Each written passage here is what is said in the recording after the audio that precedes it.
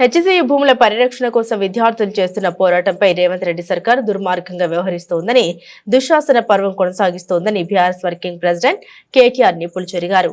తెలంగాణ భవన్లో తనను కలిసిన హైదరాబాద్ సెంట్రల్ యూనివర్సిటీ విద్యార్థుల పోరాటానికి అండగా ఉంటామని కేటీఆర్ భరోసానిచ్చారు. అనంతరం ఆయన మీడియాతో మాట్లాడుతూ భూముల పరిరక్షణ కోసం ఆందోళన చేస్తున్న ఆడబిడ్డలను లాగిపడేసి దుస్తులు చించి దౌర్జన్యం చేయడం ఏమిటని నిలదీశారు. 1968-71 వరకు జరిగిన తొలి దశ తెలంగాణ ఉద్యమంలో 370 మంది ఆత్మ బలిదానాల సాక్షిగా హైదరాబాద్ సెంట్రల్ యూనివర్సిటీ ఏర్పడిందని గుర్తు చేశారు. యూనివర్సిటీ విద్యార్థులపై భూములపై కాంగ్రెస్ ప్రభుత్వం దాష్టికం చేస్తుందని ఆగ్రహాన్ని వ్యక్తం చేశారు. రాష్ట్ర ప్రభుత్వం వందల బుల్డోజర్లను, హిటాచీ యంత్రాలను, పోలీసులను పెట్టి అక్కడున్న చెట్లను నరికివేసి జంతువులను తరిమేసి అక్కడ ఏమీ లేని బంజరు భూమి అని చెప్పేందుకు ఎందుకు ఆరాటపడుతుందని ప్రశ్నించారు. గచ్చిబౌలి, నానక్రామ్గూడ, కాజాగూడ, కోకాపేట వరకు నగరం కాంక్రీట్ జంగల్లా మారింది. ఫైనాన్షియల్ డిస్ట్రిక్ట్ ఏరియాలో నగరం విస్తృతంగా పెరిగింది. దేశంలోని ఏ నగరంలోనూ ఇంత తక్కువ విస్తీర్ణంలో భారీగా నగరం అభివృద్ధి చెందలేదు. కోట్లాది చదరపు అడుగుల్లో నిర్మాణాలు జరుగుతున్నాయని వివరించారు.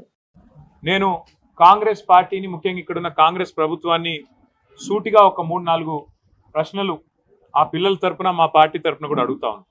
ఒకటి, ఇవాళ మీరు చేస్తున్న దాష్టీకం, మీరు చేస్తున్న అరాచకం గత 3 రోజులుగా వందల సంఖ్యలో బుల్డోజర్లను పంపి, వందల సంఖ్యలో అక్కడ హిటాచీ మెషిన్లను పంపి, వందల మంది పోలీసు వాళ్ళని పెట్టి ఎందుకు ఇంత ఆగం, ఇంత గందరగోళంగా అక్కడ ఉండే చెట్లను కొట్టేసి, అక్కడ ఉండే జంతువుల్ని తరిమేసి, అక్కడ ఏమీ లేదో అదంతా బంజరు భూమి అని చెప్పడానికి ప్రభుత్వం ఎందుకింత ఆరాటపడుతున్నది చెప్పాలని నేను కోరుతా ఉన్నాను.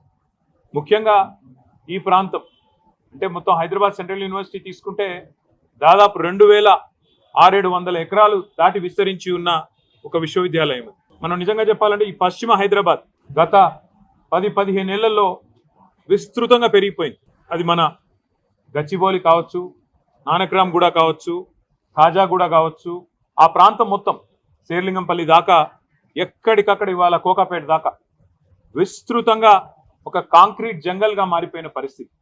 అక్కడ నిజంగా చెప్పాలంటే ఇప్పుడు జరుగుతున్న కన్స్ట్రక్షన్ బహుశా భారతదేశంలో ఏ నగరంలో ఇంత స్మాల్ ఏరియాలో అంత పెద్ద ఎత్తున కన్స్ట్రక్షన్ ఎక్కడ కూడా జరగడం లేదు. ఇది వాస్తవం.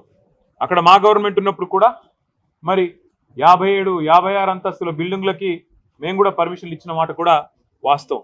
ఇవాళ అక్కడ జరుగుతున్న నిర్మాణం కొన్ని లక్షల కోట్ల స్క్వేర్ ఫీట్ల నిర్మాణం అక్కడ జరుగుతూ ఉంది.